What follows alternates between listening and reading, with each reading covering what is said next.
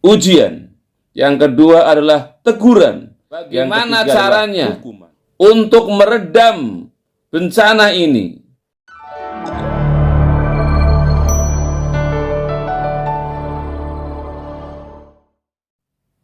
Assalamualaikum warahmatullahi wabarakatuh. Bismillah, alhamdulillah, wassalatu wassalamu ala rasulillah wa ala alihi wa sahbihi wa mawalah. Pemirsa, sahabat-sahabatku semua dimanapun Anda berada, salam kompak selalu, salam sehat selalu. Semoga kita semuanya dalam lindungan Allah, dalam rahmatnya Allah subhanahu wa ta'ala.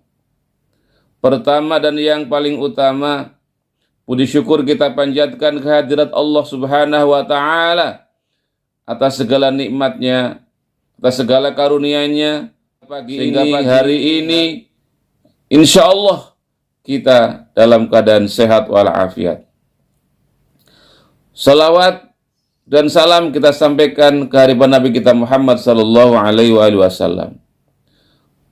Saudaraku, menyikapi peristiwa yang terjadi akhir-akhir ini di negeri kita Indonesia, bencana alam yang melanda di negeri Indonesia, yaitu pertama bencana gempa bumi di Cianjur.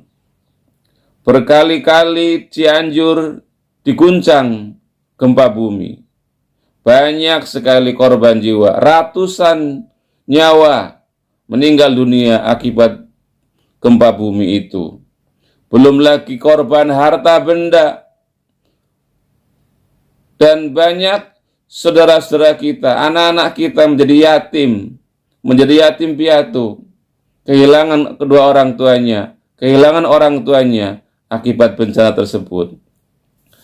Belum usai Cianjur diguncang gempa bumi, di Garut menyusul terjadi gempa kembali. Dan juga belum hilang dari pendengaran telinga kita, gempa di Cianjur, gempa di Garut, ada lagi gempa di Jawa Timur, yaitu di kota Jember. Pemirsa, saudara-saudaraku sekalian, dimanapun Anda berada, bagaimana menyikapi gempa atau bencana alam yang terjadi di negeri kita ini? Sebagai seorang muslim yang beriman, ada 3 hal dalam menyikapi peristiwa gempa ini, menyikapi bencana alam ini. Yang pertama bahwa ujian, yang kedua adalah teguran, yang ketiga adalah hukuman. Ujian bagi orang-orang yang taat beribadah, bagi orang-orang yang beriman kepada Allah subhanahu wa ta'ala, bagi orang-orang yang menjalankan sunnah-sunnah Rasulullah SAW. Tetapi ketika itu mendapatkan ujian gempa bumi, ujian bencana alam, dan kemudian dia ikhlas dan bersabar atas ujian itu, maka bagi mereka itu adalah termasuk ujian. Dan bila dia menerima atas ujian itu, maka insya Allah akan tergolong orang-orang yang beruntung. Kemudian yang kedua, dalam menyikapi bencana alam yang kedua adalah merupakan teguran. Siapa mereka yang ditegur oleh Allah subhanahu wa ta'ala sehingga mendapatkan ujian bencana alam yang bertubi-tubi? Yaitu mereka orang-orang yang rajin beribadah, beriman kepada Allah, tetapi juga berbuat maksiat, berbuat dosa. Sekali waktu dia melaksanakan ibadah, sekali waktu mereka taat kepada Allah subhanahu wa ta'ala, tapi juga korupsi masih dilakukan, berbuat maksiat masih dilakukan, maka bencana alam yang menimpa kepada mereka adalah merupakan teguran. Dan ini harus bertaubat, sadar atas banyaknya kesalahan, perbuatan dosa yang ia lakukan. Kemudian yang ketiga adalah dalam menyikapi bencana alam ini adalah merupakan hukuman.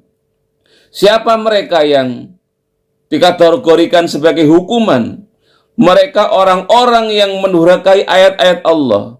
Mereka orang-orang yang ingkar terhadap Allah.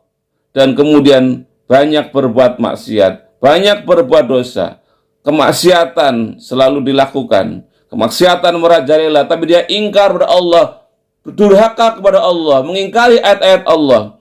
Maka bagi mereka itu merupakan hukuman. Dan mereka harus bertaubat kepada Allah Subhanahu wa taala, kembali ke jalan yang benar, kembali ke jalan yang diridhoi oleh Allah Subhanahu wa taala. Pemirsa dimanapun Anda berada, lalu bagaimana strategi menghadapi musibah, menghadapi bencana alam ini? Dalam Quran surat Al-Baqarah ayat 25, wasta'inu bisabri wassalah wa innaha lakabiratun illa 'alal khashi'in. Strategi menghadapi ujian, menghadapi bencana ini pertama adalah dengan memohon pertolongan kepada Allah melalui sabar. Tentunya dengan kesabaran yang harus dilakukan. Penuh dengan kesabaran, ini merupakan ujian dari Allah Subhanahu wa taala. Dan kemudian yang kedua adalah wassalah, dengan menjalankan salat, dengan meningkatkan salat kita. Karena salat adalah merupakan interaksi antara hamba dengan Allah Subhanahu wa taala, dan kemudian mengimplementasikan ibadah salat yang kita lakukan dalam kehidupan kita sehari-hari, senantiasa berbuat baik, senantiasa meninggalkan kemungkaran. Bagaimana caranya untuk meredam bencana ini, untuk meredam murka Allah ini? Ada 4 hal yang perlu kita ketahui bersama-sama, yaitu yang pertama, untuk meredam bencana alam ini, tu'minuna billahi. Kita harus beriman kepada Allah Subhanahu wa taala, dengan benar-benar beriman kepada Allah Subhanahu wa taala, mengimplementasikan iman kita kepada Allah Subhanahu wa taala dengan menjalankan ketaatan kita kepada Allah Subhanahu wa taala. Dan kemudian yang kedua adalah wa rasulihi, dan kita beriman kepada Rasul-Rasulnya Allah. Kita meneladani akhlak Rasulullah SAW, hidupkan sunnah-sunnah Rasulullah SAW. Maka dengan kita mencintai sunnah-sunnah Rasulullah SAW, maka akan meredam terjadinya bencana alam ini. Dan yang ketiga adalah wasilatul arham, yaitu memperbanyak kita bersilaturahim, meningkatkan ukhuwah Islamiyah, meningkatkan tali persaudaraan kita dengan sesama manusia. Dan yang keempat adalah makmurkan masjid, hidupkan masjid, ya. Maka dengan kita makmurkan masjid, hidupkan masjid, perbanyak kita melaksanakan sholat berjamaah di masjid, kita makmurkan rumah Allah ini, maka insya Allah akan bisa meredam terjadinya bencana atau musibah yang melanda kepada kita semuanya. Pemirsa, dimanapun Anda berada, semoga saudara-saudara kita yang sedang mengalami musibah, yang sedang terkena bencana alam ini, semoga Allah berikan kekuatan, Allah berikan kesabaran kepada mereka, tetapi jaga iman Islamnya, dan semoga mereka semuanya akan tabah menghadapinya. Pemirsa, demikian yang dapat saya sampaikan. Jangan lupa like, share, dan subscribe. Tonton video ini sampai habis. Terima kasih. Akhirul kalam. Assalamualaikum warahmatullahi wabarakatuh.